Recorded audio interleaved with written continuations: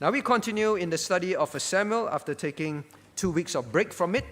So please turn to 1 Samuel chapter 17. 1 Samuel chapter 17.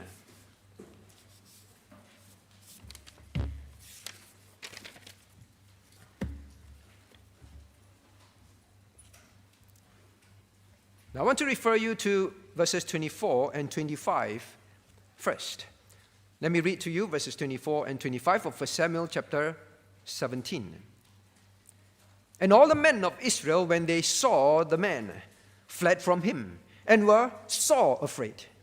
And the men of Israel said, Have ye seen this man that is come up? Surely to defy Israel is he come up. And it shall be that the man who killeth him, the king will enrich him with great riches, and will give him his daughter, and make his father's house free in Israel. Now the title today is, What do you see? Christian, I want to ask you, what do you see when you are in situations of challenges in life? As you walk your Christian life, as you face any challenge, as a single, as an elderly, as a family, what do you see when you are confronted with situations before you? Now, why this question? What do you see? Because when you look at verse 24, you realize one thing. And all the men of Israel, when they saw the man, number one, they fled from him. They recoiled. They retreated. Number two, and were sore afraid. Means this is not just a mere fear, a normal fear. This was immense trembling, right? Fear to that, like water, right? Sore afraid. Friends, what we see can have great implications on how we respond and react. What we see have very great implications on how we draw conclusions about the situation, and hence how we will react in life. Now this word see here, and in verse 25 he said, all the men of Israel said. Now then the soldiers said to David, right? Goliath came to the scene. They said to David, have ye seen this man? Right, to David and the people David were talking to, hey, have you seen this man? Now this word see, seen, saw, it's not just a passing glance. Now this saw has to do with looking intently, observing. And you do so because you have a particular regard, a value on it. This see has to do with giving attention to, and then to discern something about it. So it's not just seeing, but when he said, when they saw the man, they looked at this Goliath, this giant to them, and they observed many things about him immediately. And those things that they observed about him, they put a regard on it, they put a value on it. This is that see here. And then they asked David, do you see him? Do you notice, David and you all, do you notice these things about him? You see, what they saw, what they focused on, in other words, this word see has to do with not just glancing, but stopping and focusing and begin to think about it. That is that see. Now, in fact, the word see, look at verse 42. Now, the Philistine himself also, Goliath, saw, see, and looked. Right? Verse 42. And the Philistine looked about. All right, and saw David. Now, looked about is the same. Looking and drawing certain conclusions. Putting certain value, and therefore you draw certain conclusions. Now then, the Bible tells us, and saw David. All right, here it is again talking about he made some observations attentively, and then drew some conclusions, and then from there he began to react to that. Now, Christians, understand this thing. When you are confronted with a situation or confronted by some fears, someone, what you see can make a very big difference in how you are going to live your Christian life. Whether as a single, a young person, a student, an elderly, a family person, a child, what you see. You know, the world says what you see is what you get, right? What you see is what you get. This is what you want to buy. What you see is this is as it is. Should the Christian just see and say, that is it? Well, if we do, I think what we see is what we get, is what we see. We let that be our conclusion, just simply that on the surface. Well, what we get is our reaction. The same reaction that is, well, pertinent to what we see. Okay? So, this is crucial, in other words, what we see. What is the difference? What is that great difference? Now, David, look at verse 41. And the Philistines came and drew near unto David. All right? And in verse 40, we say, David took his staff and he moved and drew near to the Philistines. So 40 and 41 tells us David also saw. David, for them, for the soldiers, they saw and they ran away. David saw and he moved near, the Bible says. So the looming image grew bigger and bigger and bigger. He walked towards him and the Philistines walked towards David. David saw with great clarity. But what is the difference, dear friends, dear hearers? What is the difference between David seeing the very same thing? Saw Goliath, saw the shield, the person bearing the shield for Goliath, saw the great Philistine army behind Goliath. They saw exactly the same things. But the question is, what did David see? That's a question that made him so different in his reactions in that situation. Now, first, let us see that what we see can cause great fear, because the Bible tells us they saw, they fled, and were so afraid. What we see can cause us to be very, very frightened in life. Be aware of that. Saul and the soldiers, they saw, they heard, they feared. They went out to battle, tried to fight a bit, and the moment Goliath appeared, that is where we saw in verse 24, they ran back. Now, when we are afraid, we can flee. What we see, if you see the wrong things, the same scene, but you see the wrong things with your mind's eye, with your heart's eye, you will flee. You will recoil. You will try to escape.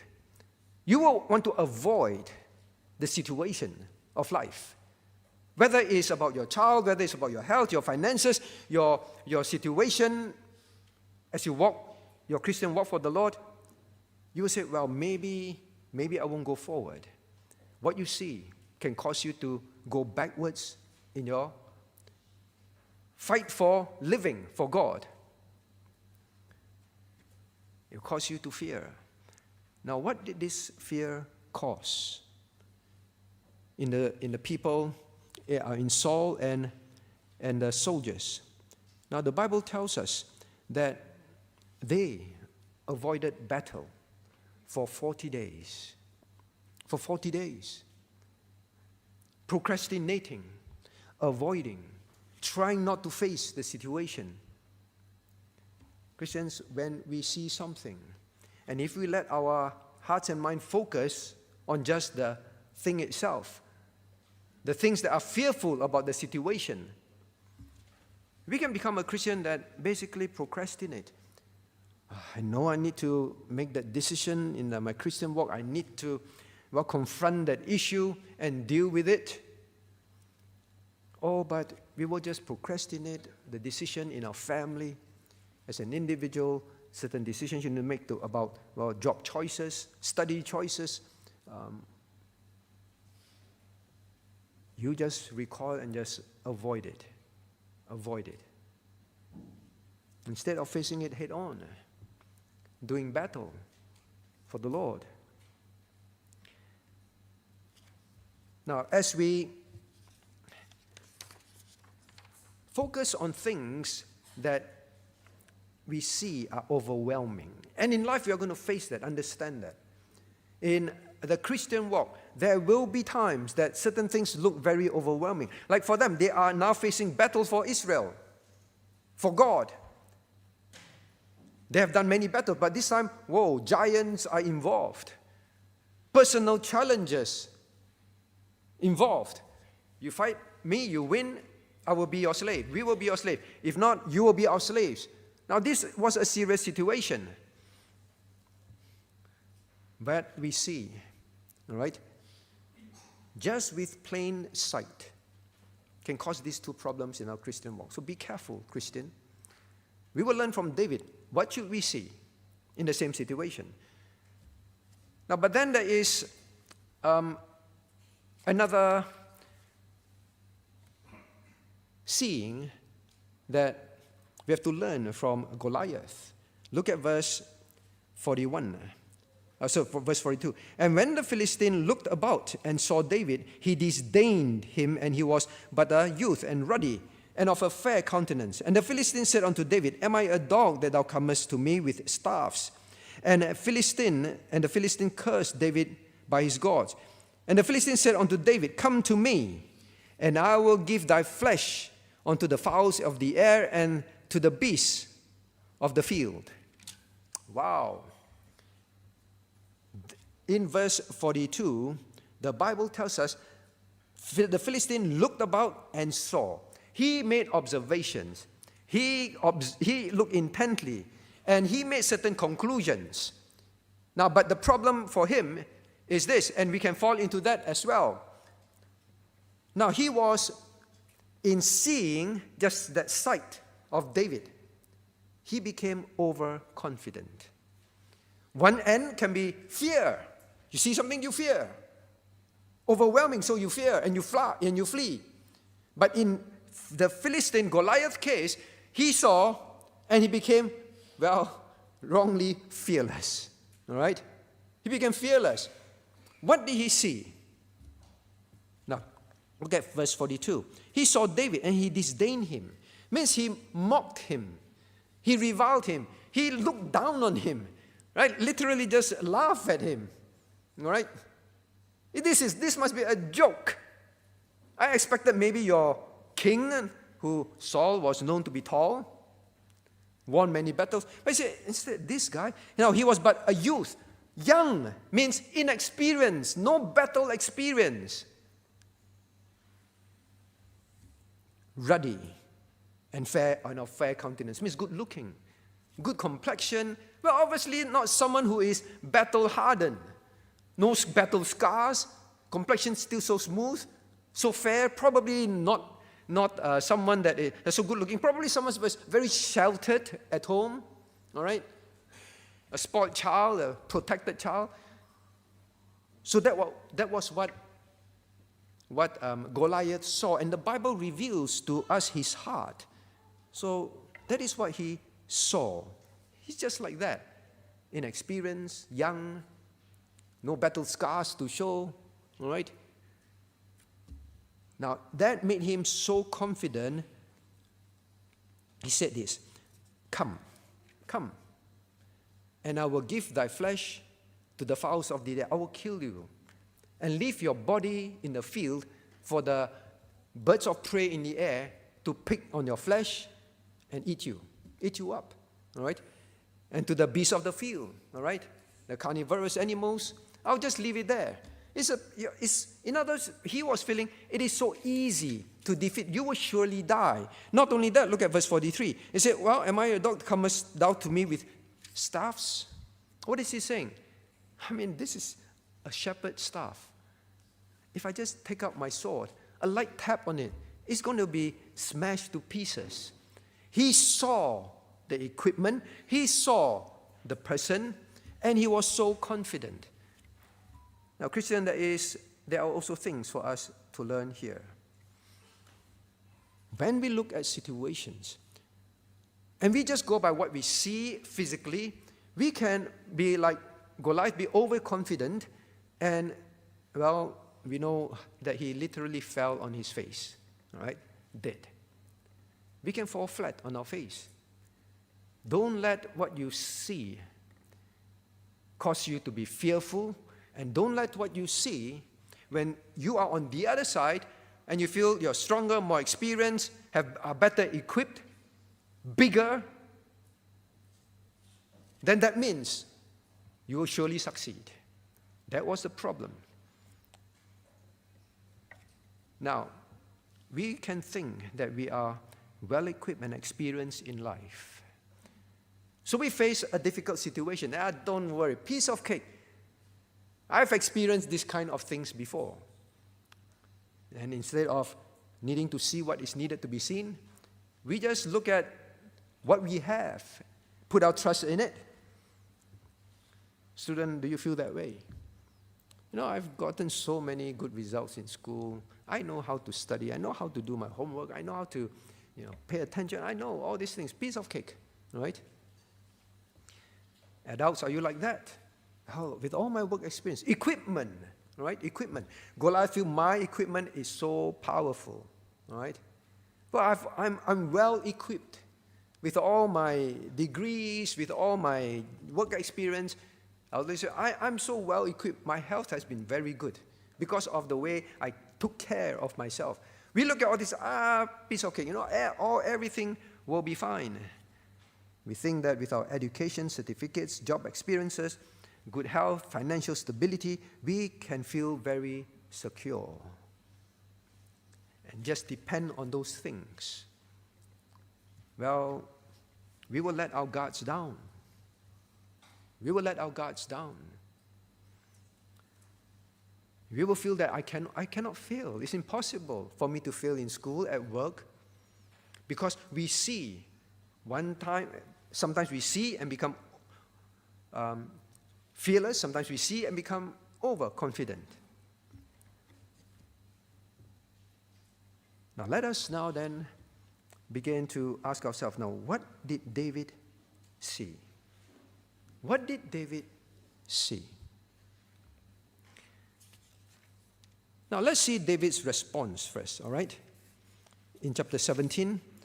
Now, here is the giant Goliath, all right? The army of the Philistines behind him. And Goliath said, I will feed you to the fowls of the air and the beasts of the field. But let us see David's response, all right? Verse 45. Then David said unto the Philistine, Thou comest to me with a sword, with a spear, and with a shield. But I come to thee in the name of the Lord of hosts, the God of the armies of Israel whom thou hast defied. And look at verse 46. The great contrast. This day will the Lord deliver thee into my hand, and I will smite thee and take thine head from thee. And I will give the carcasses of the hosts of the Philistines this day unto the fowls of the air and unto the wild beasts of the earth. Now here, the giant says, I will give you to the wild beasts and carnivorous birds. But David didn't say, I will give you. David said, yes, I will kill you, I will take your head from you. But he said, I will give the hosts. All right, look at 46. I will give the carcasses of the host of the Philistines this day. He said, God said, I'll just give you. But he said, I won't just give you to these animals. I'll give all that army behind you, Goliath, the fowls of the air and the beasts of the field. What a big difference. What is it? All right? Is it bravado? Is it just adrenaline? What is it that David saw that makes him so different? The armies of Israel went into hiding for 40 days. David turned up on the very same moment, would say this, on this day. What is the huge difference? What made him so sure of the victory? Now, David saw three things. David saw three things. The first one, he saw this way before he confronted Goliath personally, face to face, in close quarters. He saw something before that, already in his heart's, in his mind's eye. Now, this is found in verse 26. Now, he says, "And David spake unto the man that stood by him, saying, What shall be done to this man?" And so on, and say, now that this man, that he should defy the armies of the living God. That he should defy the armies of the living God. Now, look at verse 36. He says the same thing. Now, the Philistine should be as one of them, seeing that he hath defied the armies of the living God. What did David see? It was not Goliath, although Goliath was there. He was in the same situation, saw the same things. But what did David really see all the time? What was his observation, looking intently on and drawing conclusion from? Well, the common word here is not just about the armies. The key word is not armies. The key word is not even the armies of God. Both occasions, he said, the armies of the living God. The living God is what made the difference. From right in the beginning, even when Goliath came onto the scene and said, "David, have you seen him? Have you seen him?" He could see, right? Maybe from a distance. But all the while when he was looking, he was not seeing Goliath. He was seeing the living God that is present with Israel. That is the difference, my friends. When we are in a situation, this see is not just casual glancing, all right? This see is about observing, putting a value on what you're seeing, and therefore it brings certain response. Why was David so confident? He was not just being having youthful bravado, foolish bravado. No, he saw the living God throughout the encounter, right from the beginning, the living God.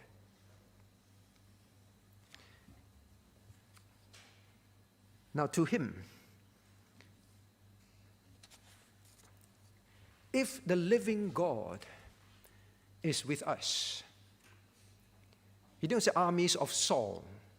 If the living God is with us, there is no chance that we will fail. No chance at all.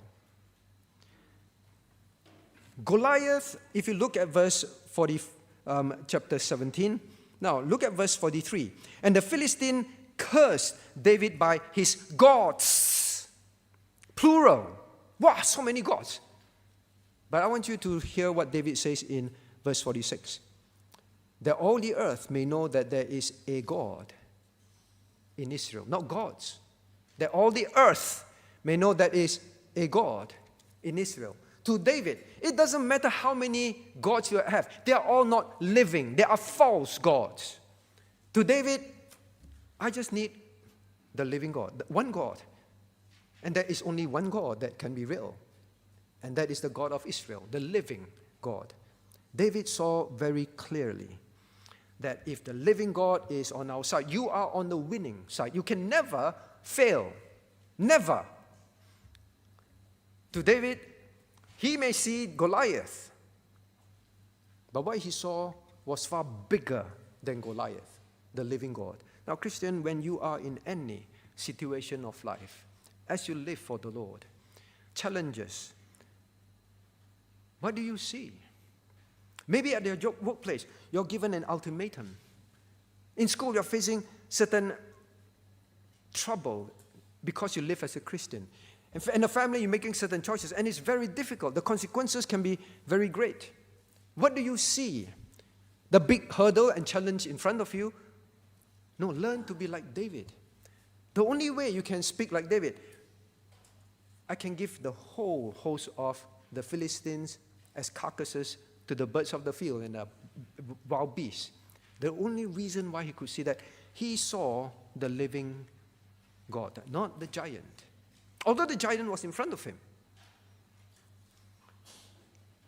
unless we see with David's eye, we will fear. We will fail in our Christian walk. In your family, as an elderly. That is why when he saw Goliath, there was not a single tinge. Absolutely, you can't even smell any iota of fear in him. Can you imagine that? To him, you read the passage over and over again. He was running about and said, hey, hang on, what's wrong with you guys? Why are you so afraid? He's defying the armies of the living God. What's wrong with you guys? Why are you so afraid? And even when he just took his shepherd's equipment, he just went straight to the guy with not oh, hang on, this looks bad. Not at all. He just kept advancing. Not a single fear in his heart because he saw a very different thing from what everyone else saw. Please learn to see that, the living God. Do not lose focus on that. Now, but that is another important thing that we must learn about seeing. It's not just about, well, you seeing the situation in front of you. I want you to notice, look at verse 43. And the Philistine said unto David, am I a dog? Oh, no, sorry. And the Philistine in verse 41, look about and he disdained David. He could tell from the Philistine's face, probably. Just looking at the side of his face and just a wry grin and say, seriously, you are the one who's going to represent Israel. Well, just looking inexperienced and all that. You just look at him, disdaining him, mocking him. How did he mock him? Look at verse 43. Am I a dog? You know? Am I not worthy of someone to fight me? He sent a young kid with just a rod and a sling. Thou comest to me with staves? Am I not more worthy of a bigger battle than this? He mocked him. He wanted David to know, what do you have? Staff. Look at you, inexperienced. Mock you, right? Now, Christian, if David let himself see himself as Goliath sees him, he will flee as well. Christian, never let yourself, allow yourself to be influenced, allow yourself to be pressured into seeing yourself as the world sees you. Never. If David was to let Goliath influence him, ruddy, inexperienced, just a staff, used for hitting dogs, maybe it will work. If David let himself see himself as Goliath see him, he will probably stop, oh yeah, maybe I think you're right. Staff, big sword, staff, big spear, shepherd's clothes, shield and armor. I think Goliath kind of have a point. The world will mock you. When you live for Christ, the world will mock you. The world will look down on you. The world will say, Christians, just focus on Christian things, You don't have what we have. You need what we have to succeed. You need experience. You need to be equipped like us with multiple degrees. You need to work for big companies. You need to have connections, business connections. Oh, if you just spend your time going to church, if you spend your time just studying the Bible, when we are out there networking with our bosses, with our colleagues, with our customers, they will mock you. What you have is not going to help you. You're going to fail compared to us. Students, your friends will mock you. Look at our results. Look at your school results. Because you spend time studying God's word, going to church at night, when we are studying, when we have more time, they will mock you. They say, these Christians have nothing to live for the adults. Your life is so boring. What? Sunday you go to church and spend the whole day doing these kind of things? You have no life.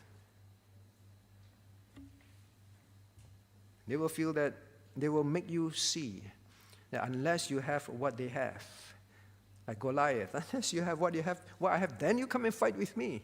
All right? David will feel, yes, maybe I better go back and put on some armor and train myself for a few months, get used to armor, because he said, well, Saul, sorry, your armor is not going to work for me. I don't have experience in that. I'd rather use my staff, my sling, all right? I have experience with that. No, maybe I better go back. He's got a point. Maybe I should spend my time building up my experience in that area. Oh, it's right, I didn't have enough battle experience. Oh, no, this equipment are very important. If David was to let Goliath, or rather if David let himself see himself as Goliath, sees him as a Goliath, say what you need before you even come to meet me, before you even come and meet the world. If David let himself be influenced by what Goliath said about him, he will probably just recoil, retreat. Maybe I spend another few years training myself before I meet Goliath. Well, for this battle, so be it. He will have wasted years. At this day, at this time, was where he was going to have victory through God. But if he will let himself see himself as Goliath see him, he will go back and spend years building up his battle experience. He will waste many years and a missed opportunity here and now for victory for the Lord. Now, I'm not saying for a moment that extra qualifications, more skills, extra curricular activities and all that are evil and are sinful. But see, the problem is this. Are you pursuing those things because the world shows you, tells you, if you don't have these things, you don't stand a chance? The question is that. Parents, you choose to have your children put in this and that and this and that. Why? Why? Is it because you also feel the pressure from other parents in school, your friends, your relatives? If a child don't have this, don't have this, don't do this, don't do that, they're not going to make it in life, yes, I better. And what's going to happen? You're going to put your child through all those years of getting things which they do not need in the first place, distracting them, draining them of the energy. Wasted years. David could have let that influence affect him and he said, okay, let me retreat for a few years. All right? Go look for a Kung Fu master for a few years. All right? Then I come back. Well, but that is what we do. Wait until you grow up. Now, make sure you have all these qualifications, all this, extra that. Right? Experience of performing and everything. Even on Sunday, just perform. David was not fazed at all. David was not moved in a single bit. It did not matter to him at all because he saw the living God. He saw the living God. So the first thing that David saw, I use the first P, he saw the person of God. He's the living God, the person. And he did not care about his own person. It does not matter who David is, what David has. The only thing that matters is the living God with David. Now, I've covered this previous week, right? It's not that we say don't study, don't have education, don't have job, don't have qualification, don't have health. Not at all. They're human responsibilities. We studied that. But where is your faith? In human responsibilities or truly in God? David just saw, this is the living God. That is enough. What he says David is, it does not matter. David does not need to become like what Goliath thinks I should be at all. It doesn't matter because I see the living God. I don't see Goliath. I don't see the Philistines. To him, the Philistines is nothing. That's the first P. Now, then we come to the second P.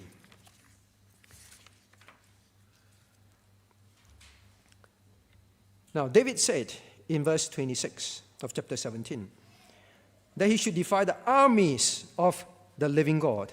Verse 36, he had defied the armies of the living God. To David, we are not belonging to the armies of Saul.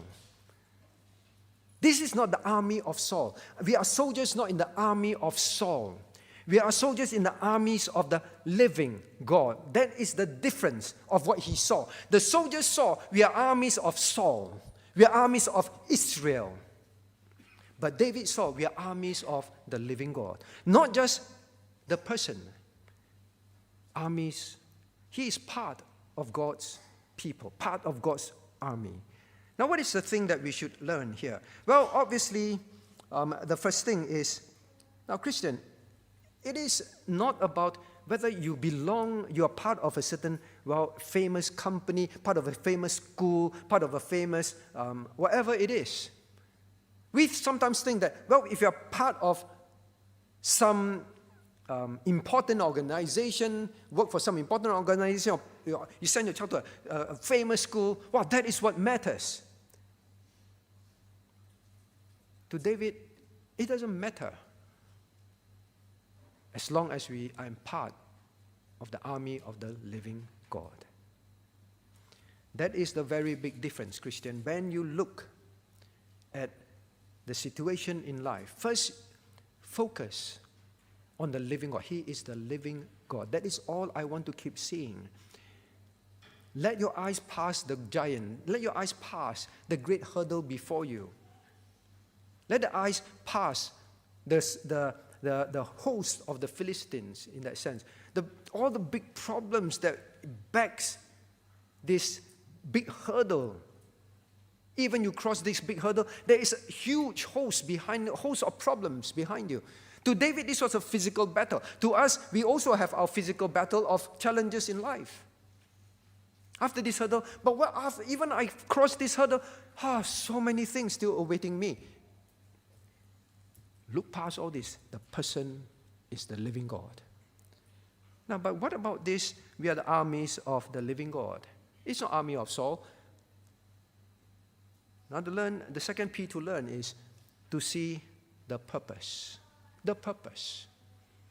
Armies of the living God. They are to fight for God.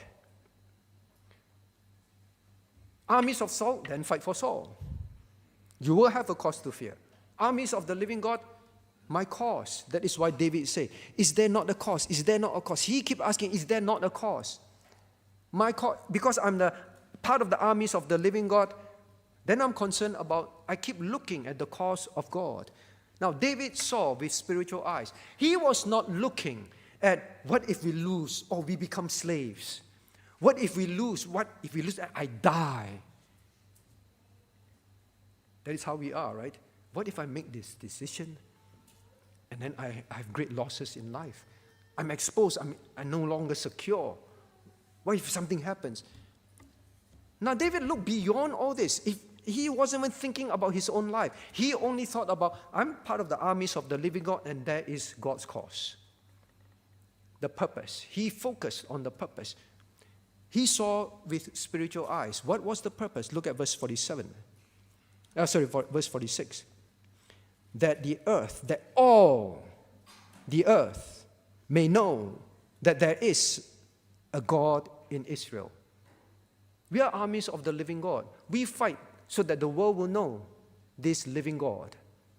That was the purpose. His eyes was focused on that. His eyes was not focused on, if we lose, we become slaves. If we lose, I may die. But the purpose. David saw with spiritual eyes, Christians, that in that situation that they're facing, the reason why he did not need to fear was because he was fighting for the purpose of God. What was that purpose? The honor of God's name. The honor of God's name. That was what he was focused on. The purpose in his eyes. When you and I face any problems in life, you have to ask yourself, When you're fearful, why are you fearful? Why are you fearful? Now, so do not approach passages like that. Do not approach passages like that. Wow, if I focus on the person of God, the living God, then I can win any battle. No, this is not about that. This is not about, if I focus on the living God, then I will do well in my studies. If I focus on the living God, then I will, be able to do well in my job. If I focus on the living God, then He will help me, win my opponent in sports. I will be a great sportsman, right? No one will be able to stand up to me. Not even the giant football player, badminton player can defeat me. This passage is not about things like that. He focused on the person of God. And he said, we are people of the armies of the living God, not Saul. Then our purpose is Saul. So Christian, this is not about God making you successful in life. This is about you focus on making sure the honor of God's name is always your first priority. That's the only reason why you do anything. In any situation that you face. This is not just about being fearful and then God helping you and then you become successful. Now, this is about the honor of God. Means this is about your testimony on earth for God's name. This is what it is. David is concerned that they do not become slaves of the Philistines, not because they are going to have a hard life, but he made it very clear here that all the earth may know that there is a God in Israel, the honor of God's name. Your testimony. When you face problems, let it not because, I want to be successful at work. So, I got to take extra degrees. I got to, I face all this problem. Let it not be that. It must always be, because I want to obey the Lord, because I want to honor the Lord in my workplace. And if I'm given an ultimatum, if I were to live my life according to the principles, the commandments of God's word, and if I have to make any decision when I face the problems at work, not because I want promotion, but because for my conscience before the Lord, for my testimony before the world, I am facing this choice now that can have great consequences to me and my family. It's not about getting promotions, getting a bigger pay, getting admiration, getting that big project, getting good school results, being top student. It's not about that kind of things. When because of the honor of the Lord, I face this problem. Because I want to bring up godly seed. Because I do not want my children to be part of certain things in school and they will learn the wrong things and they will bear a bad testimony. Because of those things, now I'm going to face problems. Because I want to live according to God's ways in my family, in my senior life, as a student, as a young working person. Because I want to do that, now I'm going to face these problems. This is that kind of situation. All right? The reason why David had no fear, because his zeal for the honor of God so overwhelmed him. That was the only thing he cared about in life. Young person, is that your care? The only thing you care about? How is my life lived for God? Is it all about how well I do in school? Adults, how well I do at work? Seniors, how good your retirement life is? Or is it the overwhelming desire to represent God rightly? Be a testimony. When you want to bring up godly seed, there will be great hurdles. There will be great challenges. But you are so clear in your heart. The honor of God, the work of God, His kingdom's work is all going to be whether my children, the people in church, their children, are they going to be a generation of godly men and women? But when you make those choices, you are going to face financial hurdles, friendship hurdles, all sorts of things. Right? So, please remember that. And also remember, if you have the attitude of, well, I need to do better in life first. When I come out and work, then I'll live godly lives. Then I'll worry about God's purposes. You're going to waste your life all the time. Now then we move to the third P. All right, the third P. Look at chapter 17, and then look at verse 46. This day will the Lord deliver thee into mine hand. This day will the Lord deliver thee into my hand. And look at verse 45. And then David said to the Philistine, thou comest to me with a sword, with a spear, and with a shield, but I come to thee, what? In David's experience, in David's great sling skills, all right? Stone stick slinging skills. No, I come to thee in the name of the Lord of hosts, the God of the armies of Israel, whom thou hast defied. This army belongs to this God. You defy this living God. I come to you in his name. Now, what is David saying when he says, this day will the Lord deliver me? Now, this comes to the third P, and that is the power. The power of God. The power of God. You bring sword, you bring spears, you bring shield, but I come to you in the name of the Lord of hosts. The Lord of hosts always describes the battle power of God, the fighting power of God, the great host available to him of angels, which he don't need actually. All right? Just one word from him is enough. But all these are available to God, the omnipotent God. The living God made David naturally realize the power of God. It's the Lord that will deliver me, which is why he was so confident. Because it is the Lord. It is not David's sling. It is not David's experience in killing the bear and the lion. It is not all these things. It's the name of the Lord of hosts. It's the Lord that is going to fight. It's the Lord that is going to deliver. And if it is the Lord, there is a greater chance of you, Goliath, and the whole host of the Philistines to defeat the armies of the entire world than to defeat God. There's a greater chance that you can defeat the whole world than to defeat the Lord when he is the one that will deliver. Christian, we need to learn to look at problems that arises, not because you pursue your dreams. We need to look at the problems that will arise or that are confronting us, that are preventing us from living a life of obedience to the Lord with the perspective that is the living God that will deliver us. What is there?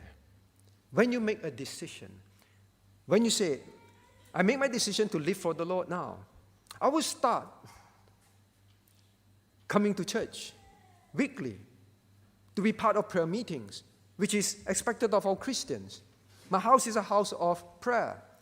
I will start coming to church every Friday to study the Word of God. I will spend the Lord's Day, as we've learned this morning. Honoring the Lord means many nights, many days, shorten to pursue what you want. But new problems arises. Well, then I have to study harder during the weekdays, during other days. Then I have to put in more effort. Problems will begin to arise. May look very difficult. Maybe elderly, you feel, oh, they might affect my health. Other problems arise because you want to fulfill the purpose of God for your life. I think many people do not come to church to study God's Word, to come for prayer meetings.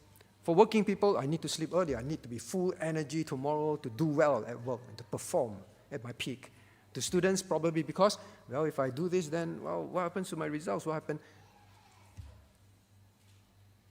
Now, I was just speaking to some students recently. These students, they come for every single activity in church, all right? They even come for seniors fellowship every time, every Bible study, every prayer meeting. They take difficult courses in school, not easy courses. But they have graduated now. They found jobs now. But was it easy? No. But they're clear about their purpose. My purpose in life is not these things. My purpose in life is to be able to live, to know God, to obey Him, to live a testimony for Him. My purpose in life is to love God and to serve Him. That is my purpose in life. So to them, they saw the purpose. They kept it. Did they fail? Did they lose out? In fact, I say this to my shame when I was a student. In my second year before I graduated, I didn't want to keep the Lord's Day wholly unto the Lord. Parents spend a lot of money, send me overseas to study. I better make sure that I pass. I cannot afford to fail. I must get honors, right? Do well. So much money spent. I would just go for worship. I don't go for prayer meetings. I don't attend Bible study. Just mark. I didn't do very well. But in the final year, I realized that that was foolish, sinful. Decided to delight in the Lord. By the grace of God, He drew me back to Him. Consistently just spend time with the Lord as I ought to. I did much, much better, did very well. What is this lesson? Same as David. When David chose his purpose for God, he knew that the living God will deliver. Christian, do not be foolish. Don't waste your life. Right? Being influenced by the world to say, you need these things. And they mock you when you don't have those things. Goliath mocked David. David did not let himself succumb to that because he focused on the purpose. Now, we come back to the power. Now, don't for a moment think what David was going through was easy. Please know that. He was facing the giant and the host of the Philistines backing the giant. In fact, he was not facing the giant. The Bible tells us that the shield bearer went with Goliath. So he's facing 1 versus 2, one of which is a giant. All right? It's 1 against 2. But to David, the power of the living God is all that matters. Whatever you bring to me, why can he say, I will give the carcasses of the whole Philistine army to the birds of the field and the fowls of the other beasts of the field? Why can he say that? Because it was the power of God, not David. Not David's experience. It was the power of God. It's a piece of cake to God. In fact, it's too little for God to handle. It's not just you, Goliath, everyone behind you. Because it's the power of God. Now, Christian, whenever you fear as you live for God, think of God as the creator of the universe. All the problems, the whole army, all the armies of the world and in the history of mankind is just a drop in the bucket, a drop in the sea to God, the power of God. It's just like dust in the universe. The earth is just dust in the universe. God tells us in Isaiah, the earth and all its empires and all its power is just like a speck of dust in the universe. And God just spoke the universe into existence. Now, this is the power of God. Why do you fear when you want to live for God? When you live for His purpose, why do you fear? David's situation was dire, all right? It's a matter of life and death for him and the Philistines. But his focus was so clear. The power of God on my side is all I need. Are you making decisions about certain family choices to live for God? And you see the great challenges. Students, are you resolving in your heart, I don't want to live my life just coming to church on Sunday and meet God, and God asks you, how do you spend your time? Study, make living, gather things on earth, hardly anything to do with God, not serving. Do you want to live such a life and meet God? Maybe you're resolving, yes, I want to do something about this from now onwards. I want to see life as David sees life. But you fear. You fear. Let this be a lesson to you, the power of God. He will enable, He will see you through all this. You serve a living God. Remember that. See that. In any situation, just see that, and that is what matters. Let us rise to sing the closing hymn. Hymn 180. He lives. He lives. Dear Christian, He lives.